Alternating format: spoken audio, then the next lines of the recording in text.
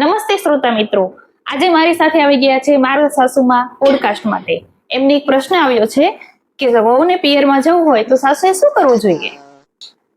શું કરવું જોઈએ? આરતી ઉતારવી જોઈએ. વહુને તો બસ બહારનું જોઈએ પિયરમાં જવાનું. કાલે ઉઠીને કહેશે કે પાડોશીમાં કથા છે પિયરમાં, તો મારે સત્યનારાયણનો પ્રસાદ લેવા જવાનું છે.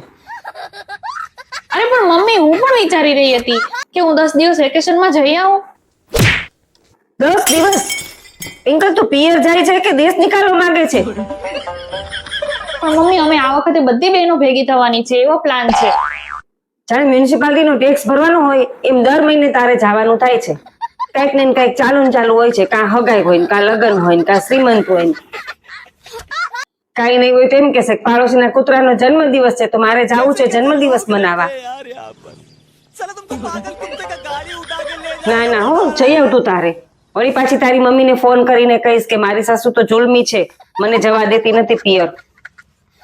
રવિવારે રાત્રે 8 વાગ્યા પહેલા ઘરમાં પગ જોઈએ.